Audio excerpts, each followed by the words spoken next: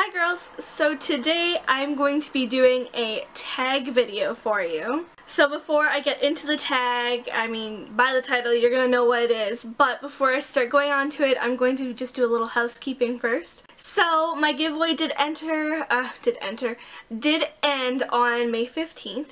And that means I did choose a winner, but because I have been so busy lately, I have yet to be able to film a video and upload it to YouTube. I've been preparing, and also when you take vacation, it's like your employer is like, oh well, let's take you from 16 hours a week to 32 hours a week.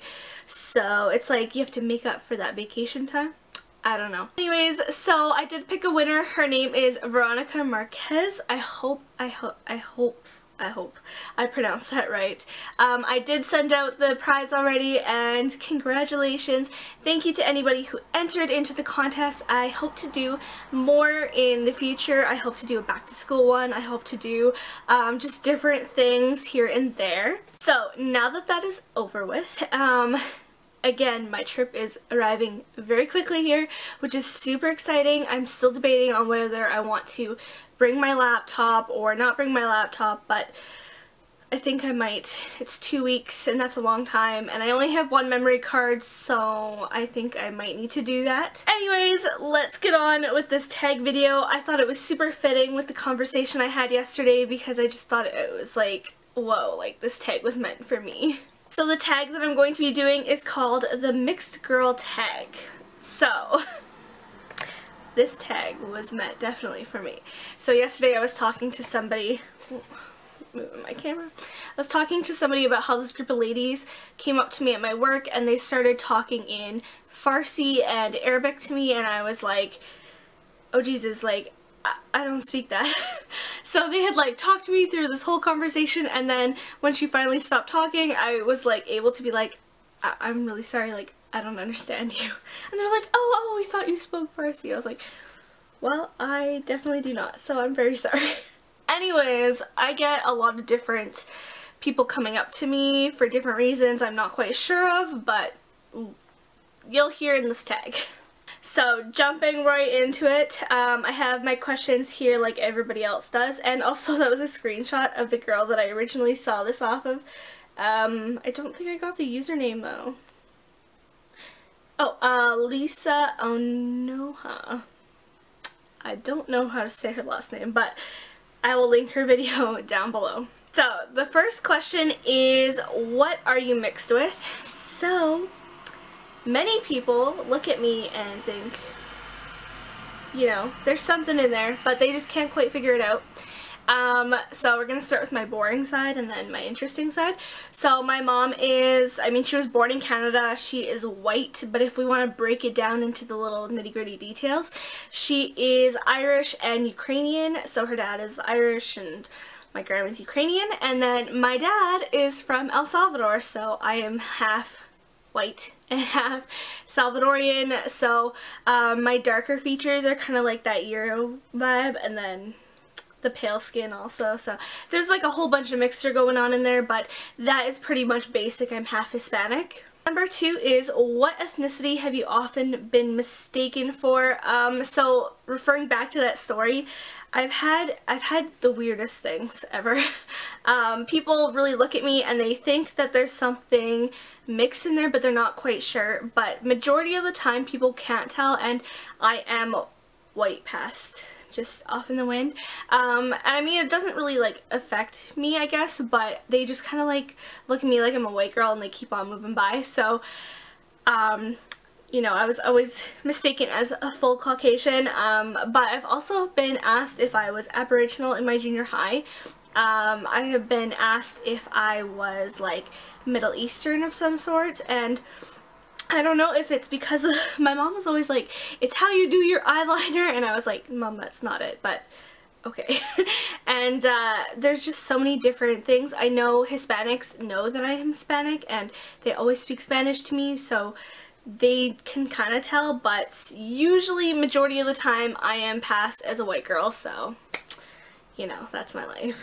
The third question is, is your hair curly or straight? And because I am mixed of the two, straight and curly, because my hair is so long right now, it doesn't curl, but if I were to cut my hair short, I would have like really tight curls. It would just kind of be like afro hair going on. It would be very curly. It is so long that it weighs it down and it's kind of dead, so it doesn't curl at the moment, but it is kind of like half curly depending on how long my hair is. Number 4 is, was coming from different backgrounds challenging growing up? Now, because I was sorry, because I grew up with my mom, I didn't grow up with my dad, and so I was never influenced around the Hispanic community. I never got to grow up with that.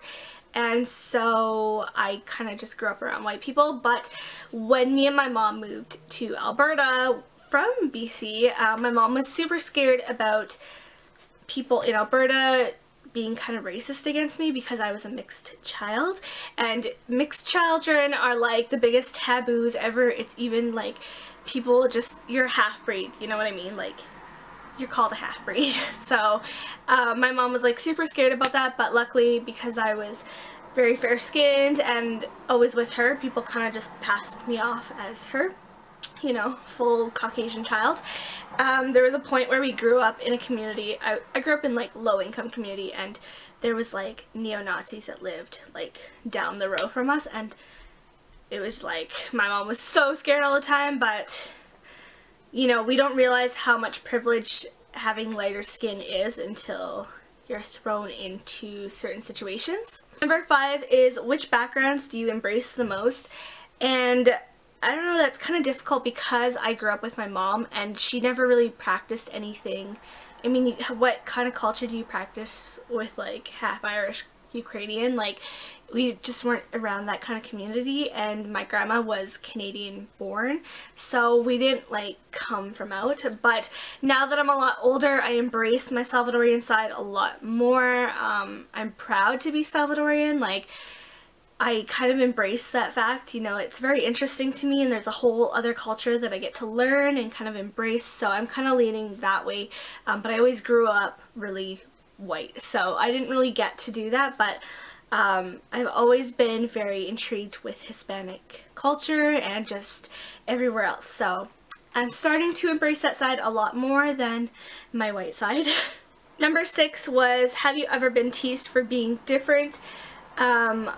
I was never really teased for being different. I think the only thing I was ever really teased with was my weight, and so that was, no, I have never really been teased for being different, not that I'm aware of, so having a blind eye sometimes is always nice. Number 7 is, have you ever been ashamed of being multiracial? No, I have never been ashamed of being multiracial. It was just never in my family to knock other races down. I was never around like racism a lot. I grew up in a very diverse community, so I went to school with people from Middle East, from Asia, from like East India, like everywhere. Like everybody was different, and it was just a really good community, and I am very proud to come from that community, even though it was called the ghetto, and you know, we were called a lot of different names, but everybody was from everywhere, and it was just very insightful. So I am not ashamed of being multiracial, and I don't know, I think everybody is beautiful the way they are, right? So I was never ashamed of it. So I was a half-breed and I was proud of it. Number 8 is, do you feel being mixed is beneficial, or has its benefits is a more correct way, and I think it does have benefits. I believe that I get to embrace two cultures, I get to embrace two different livings, and just get to see a whole other world than what I have grown up with. And so I think it benefits you in the long run because it gives you a lot more insight, and I am so proud of that, so yes. Number 9 is, what makes being multiracial a beautiful thing? And it really makes you unique. So when you have like different like different races within you. Like if you're half black and half Asian, or you're half white and half black, or you're half, I don't know, Indian and half Asian, like there's so much difference that makes you, like, I met half Japanese and half black before. That was just so interesting. Like, you are so unique, and I think that that's so important to know. I think it's such a beautiful thing to not be the same as everybody else, and not to say that, you know, it's bad to be one race or, you know, or the other, but it's nice to come from a different side and different perspective, and just have both together, you know. I think it's just kind of a lovely thing. It's very unique and very how the world is turning into now. It's, you know, we want to bring every race together. We don't want to segregate anybody, and I think that having two races come together to create another, you know, being, we should embrace that, and I think it should continue to happen. So I think being half and half is amazing. Number 10 is, do you have any advice to someone who struggles with their multiracial identity? My advice is to not be confused, and it sounds very like blatant for me to say that, but you have to remember that you belong everywhere. So growing up, knowing that I was half Salvadorian, but I didn't feel like I belonged there, and I still struggle with that. You know, going to El Salvador in the next 2 weeks, do I belong with them, or do I belong here in Canada because that's where I've grown up the whole time? Do I not belong with them because I don't know how to speak Spanish, or because I don't look like them? Like, am I going to be ridiculed for that? Like, are they going to accept me? And these are questions that happen, and I don't think people that are full races understand the dilemmas that go through our heads. We do not succumb to racism as much, I think, because my perspective, I guess is my point of view on it. I never really went through racial slurs. I never was, you know, had racism thrown at me.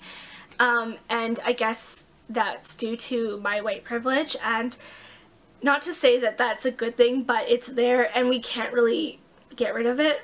Being lighter skinned, I had a lot more privilege than other people do, and so I didn't really get all that like racism thrown at me. But I think that my advice is to just know that you do belong. You will be accepted by both sides because you are a part of both sides, and these questions will run through your head. And trust me, they don't go anywhere. You'll still bring them up once in a while, but you have to believe in yourself and believe that your family members and your friends will accept you for who you are. And if they don't, then they don't deserve to be in your life. So you throw them out. So definitely my advice is to just kind of go with the flow. And if they don't like you, they don't like you. You can make people like you, but you can like you. So that's all that matters, and no one else's opinion does. So definitely though, if you're struggling, it's okay. You are not alone in that, and it's hard because you don't really know who to associate at first, but you should be proud of both sides. You should embrace both sides. You should not be ashamed that you're half, and yeah, that's my advice to you. Don't be ashamed, just embrace it.